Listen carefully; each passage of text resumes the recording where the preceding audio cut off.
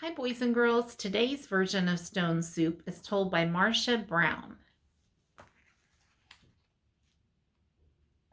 and pictures are by Marcia Brown. 3 soldiers trudged down a road in a strange country.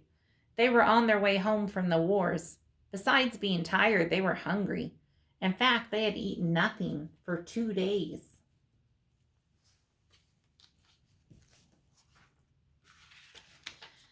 "How I would like a good dinner tonight," said the first. "And a bed to sleep in," said the second. "But all that's impossible," said the third. "We must march on." On they marched. Suddenly ahead of them they saw the lights of a village. "Maybe we'll find a bite to eat there," said the first. "And a loft to sleep in," said the second. "No harm in asking," said the third. Now the peasants of that place feared strangers. When they heard that 3 soldiers were coming down the road, they talked among themselves.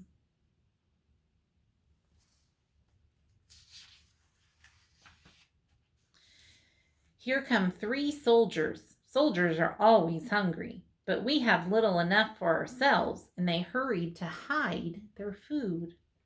They pushed sacks of barley under the hay in the lofts. They lowered buckets of milk down the wells.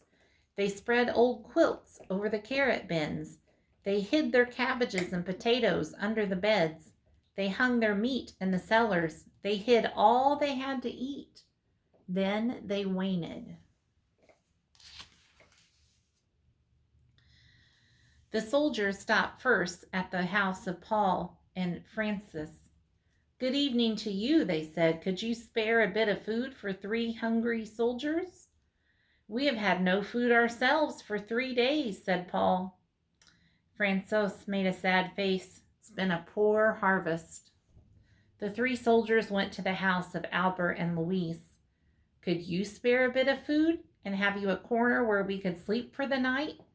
"Oh, no," said Albert. "We gave all we could spare to soldiers who came before you." "Our beds are full," said Louise. Are they telling fibs?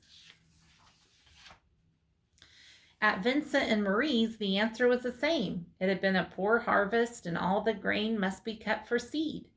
So it went all through the village. Not a peasant had any food to give away.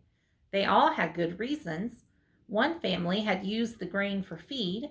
Another had an old sick father to care for. All had too many mouths to fill.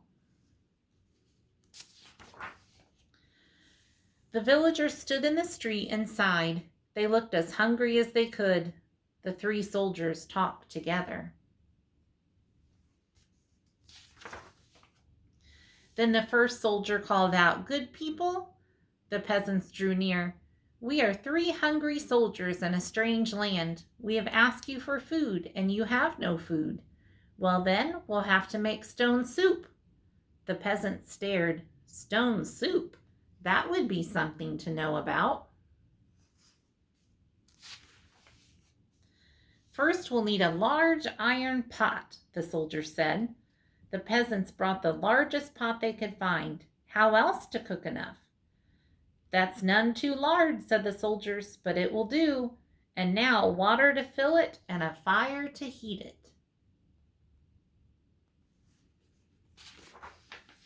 It took many buckets of water to fill the pot. A fire was built on the village square and the pot was set to boil.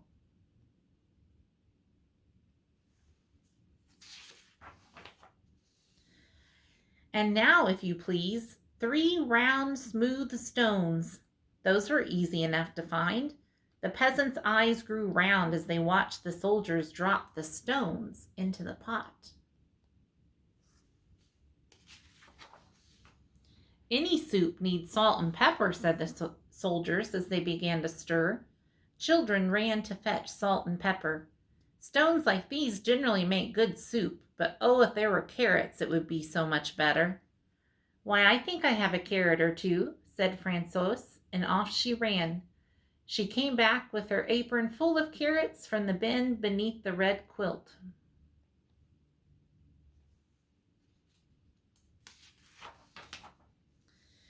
"A good stone soup should have cabbage," said the soldiers as they sliced the carrots into the pot. but no use asking for what you don't have. I think I could find a cabbage somewhere, said Marie, and she hurried home. Back she came with 3 cabbages from the cupboard under the bed.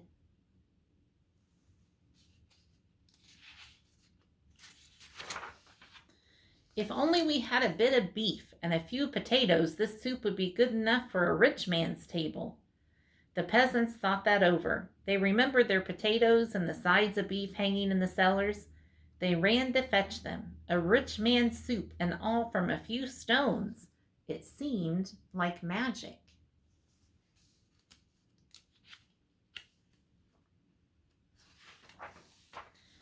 Ah, sighed the soldiers as they stirred in the beef and potatoes. If only we had a little barley and a cup of milk, this soup would be fit for the king himself. Indeed, he asked for just such a soup when last he dined with us. The peasants looked at each other. The soldiers had entertained the king well. But no use asking for what you don't have, the soldiers sighed. The peasants brought their barley from the lofts. They brought their milk from the wells.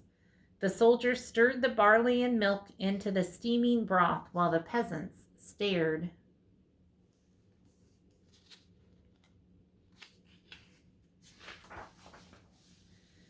At last the soup was ready. All of you shall taste, the soldier said, but first a table must be set. Great tables were placed in the square, and all around were lighted torches.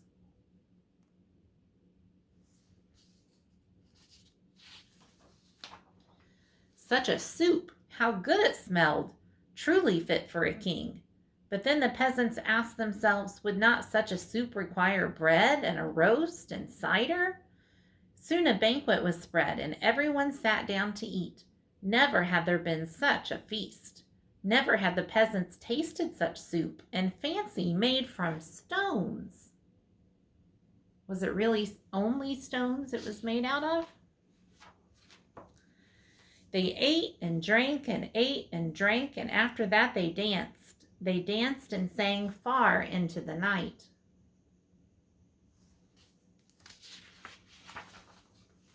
At last they were tired. Then the 3 soldiers asked, is there not a loft where we could sleep? Let 3 such wise and splendid gentlemen sleep in a loft? Indeed, they must have the best beds in the village.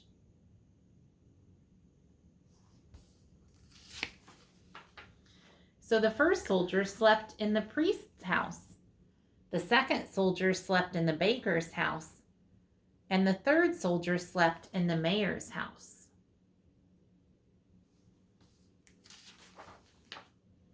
In the morning, the whole village gathered in the square to give them a send-off. Many thanks for what you have taught us, the peasant said to the soldiers. We shall never go hungry now that we know how to make soup from stones.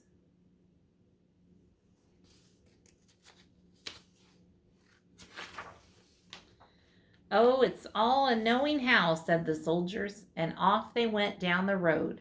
Such men don't grow on every bush.